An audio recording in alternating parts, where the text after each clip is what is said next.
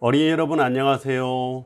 오늘은 두 사람 얘기를 여러분에게 들려드릴 거예요. 첫 번째 사람은 헤롯 대왕이에요. 헤롯 대왕은 정치적으로 엄청난 능력을 가진 사람이었어요. 헤롯의 아버지는 로마 제국에 가서 돈을 주고 유대라는 나라를 다스릴 권한을 사가지고 와요. 그래서 유대라는 나라를 다스리게 되었어요. 그런데 헤롯이라는 사람은 이스라엘 정통 이스라엘 사람이 아니라 이두메라는 이방인이었어요. 그러니까 유대라는 나라를 다스릴 만한 혈통이 아닌 거예요. 그래서 마리암이라는 이 유대 나라의 공주와 결혼을 해서 이제 유대 나라의 왕으로 등극을 하게 됩니다. 그런데 왕국으로 등극하고 나서 헤롯은 예를 들어서 마세다 요새를 잘 지어서 국방력을 튼튼히 하고 또 저 서쪽으로는 항구를 만들어서 무역을 활성화시키고 전국 각지에 농업을 권장해서 그래서 농사가 잘 지어지도록 도와주고 그래서 헤롯이 다스리는 나라는 부강한 나라가 되었어요. 그래서 우리나라 조선 왕들 중에서 대왕이라고 붙이는 사람은 세종대왕밖에 없잖아요. 마찬가지로 이스라엘 백성들은 헤롯을 헤롯 대왕 이렇게 칭송을 했어요. 그만큼 정치를 잘했답니다. 그런데 헤롯에게는 단점이 하나 있었어요. 심리적으로 매우 불안했어요. 그래서 심리적으로 불안할 때마다 나쁜 일을 저질렀는데 아내와 이혼하면서 아내를 처형하고 아내하고 사이에 태어난 아이들도 다 처형하고 심지어 심리적으로 불안했을 때는 큰아들도 처형을 했어요. 그러니까 자기 아들들을 죽인 거죠. 그래서 이 헤롯을 잘 아는 로마 황제 아우구스투스는 이런 얘기를 남겼대요. 차라리 헤롯의 아들들로 태어나는 것보다 헤롯의 돼지로 태어난 것이 낫다. 이스라엘 백성들은 유대인들은 돼지를 안 잡아먹거든요. 그래서 헤롯의 돼지로 태어나면 최소한 헤롯이 잡아먹지 않기 때문이다. 이렇게 얘기를 했대요. 헤롯은 심리적으로 참 불안했어요. 마태복음 2장을 보면 예수님께서 오시잖아요.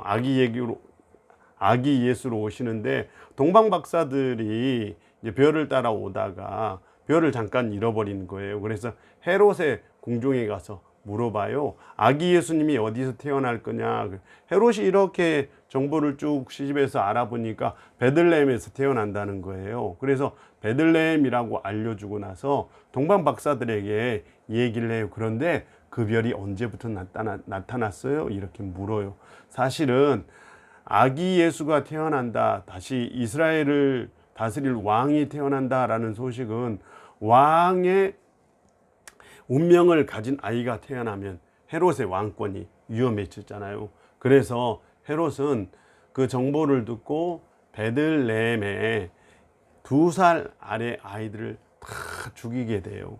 심리적으로 불안해서 헤롯은 이런 끔찍한 일을 저지르게 되었답니다.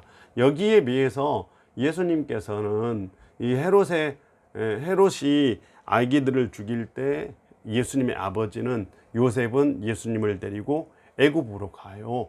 애굽에서 잠깐 피신해 있다가 헤롯이 죽었다는 소식을 듣고 다시 유대 땅으로 오는데 유대 땅 어디에서 살게 되냐면 나사렛에서 가서 살게 돼요. 그런데 나사렛은 예루살렘처럼 번창한 도시가 아니라 시골 도시였어요. 시골에 가서 성장해서 자랐기 때문에 예수님을 훗날 사람들이 나사렛 사람이라고 불러요.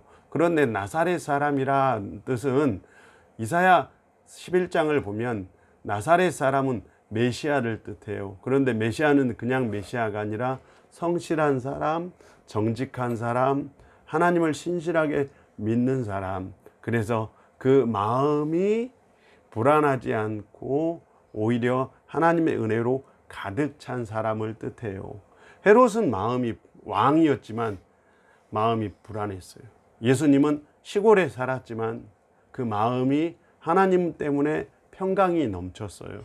그래서 예수님은 세상을 구원하신 분이 되었고, 헤롯은 많은 아기들을 죽이는 학살의 장본인이 되었답니다. 마태복음은 이런 얘기를 들려주고 있어요. 오늘 우리가 어린이 여러분, 오늘 우리에게는 두 가지 길이 놓여 있다고 생각을 해요. 세상 많은 사람들은 헤롯이 가는 길을 좋아해요.